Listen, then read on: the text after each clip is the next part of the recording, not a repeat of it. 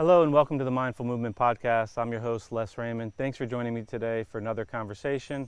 Today I'm speaking with John Wood from US Wellness. Now on YouTube, we are now just putting on a short version, a little highlight reel of the conversation. So if you would like to hear the full conversation, head over to your favorite podcast player and you can listen to it in its entirety. John Wood was nice enough to have an offering for us to present to the audience, so you could check that out in the links below.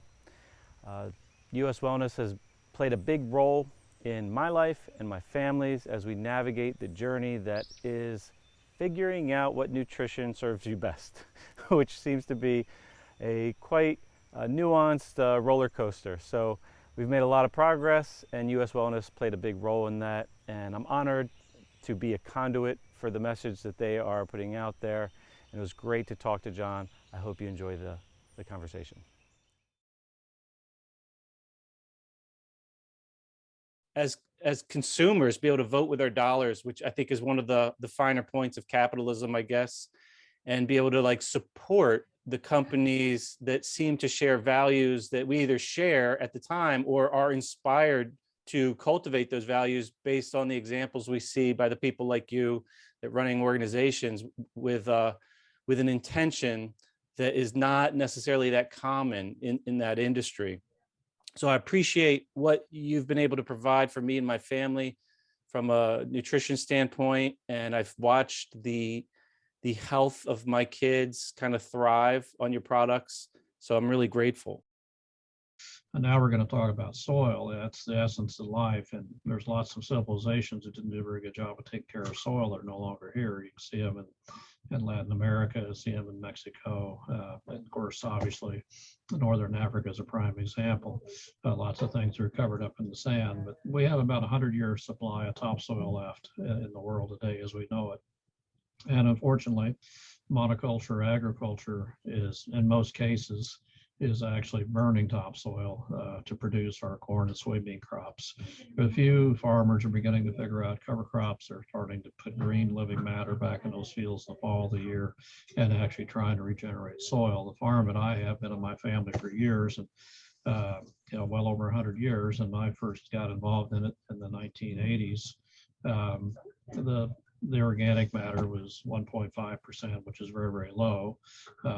Outstanding organic matter is you can get it up over 10, that's just a home run pitch. But I've got the thing back up now to 5 or 6 in areas on the farm. I managed grazing for the last 20 some odd years, 25 years. So, I've seen it with my own eyes, and once you start to improve the quality of the soil and the soil biology below your feet, technically you take a tablespoon of soil, there's a billion microorganisms. You talk to a really good soil scientist, there's just tons of stuff going on below your surface. People don't give it credit. And when it has green living plants above it, year round, even in the wintertime, there's actually active plant root going on deep in the soil. So the typical monoculture, you have a growing crop out there from April 15th to October 15th, and then it's dormant for the rest of the season. And that's where part of the problem is. But healthy soil equals healthy food, and your animals eat, so you can too. And we've always stated that know your food, know your farmer. One, I think, surprise benefit is prior to being able to explore the user interface of your website, and I was relying on local grocery stores to get my meat, I would not take many risks. I would, I only bought the same couple things that I knew how to cook, or at least thought I knew at the time, and I wouldn't really branch out very much. And seeing essentially what's available, because it seems like you guys don't waste. It's not just the popular cuts, it's every part of an animal. It's a very nose to tail approach that I really appreciate, and I feel like that's the greatest way to really honor an animal, is to not waste. And it allows you to explore things you wouldn't otherwise try, and it's been eye-opening. So now, my confidence in being able to prepare just a wide variety of different items for my family has grown immensely. Now, everybody has their favorites. So like, yeah, we're always going to buy our favorites, but we've been able to like branch out and discover things. And it's, it's comforting feeling like that you're contributing to the honoring of the animal by not wasting. And also you unlock a lot of things that you really like or make you, feel good physically that you would have never really seen. No, it's amazing the organ sales that we have. We've developed a huge following with, and that, interestingly enough, the Liverwurst, which is a mix of heart, liver, kidney, and beef. That recipe was written on a 3x4 card back in the 1800s, late 1800s. There's a meat guy I ran into 2006, and his grandfather wrote that, and he did one for the Braunschweiger. Braunschweiger just liver and beef. So if you're really after liver, I'd say buy the Braunschweiger. It's a little milder tasting. But our employees here, usually their babies start to eat solid food. One of the first things they introduce them to is Braunschweiger, which is unfair.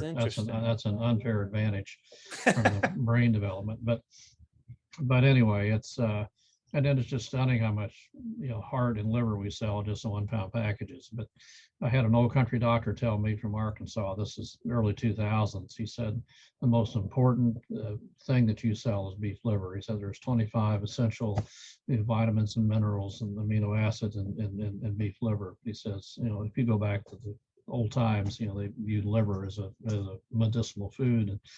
And I run across a good friend who's in Anishinaabe, India, northern Upper Peninsula, Native American. He's a quarter now, but he's a medical doctor. But he said as a child, we'd go out and hunt deer, and the first thing, the hunting party leader would get the liver, and they take the liver out, and they would eat it raw. They eat the liver, the spleen, the heart. That was all. That's the Native Americans knew that was critical to their own survival. So it's and then of course you get back to Weston Price, who traveled the world in the 1940s and looked at people's teeth, and he made the comparison on quality of food and dental care. But he said the best teeth in the world were the Aborigines in Australia. They had the highest consumption of organ meats of anybody on the planet.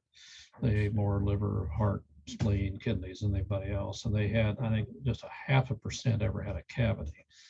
And the second most honored group of people from a diet was in the upper reaches of Switzerland, where they were drinking a lot of glacial water, coming off the glaciers. The water was really rich in all minerals, and they were like maybe 2% of the people would have a cavity. And then once he went into the cities and ate normal food and drank normal water, that's when things kind of fell apart. So, but you are what you eat. There's just no doubt about it.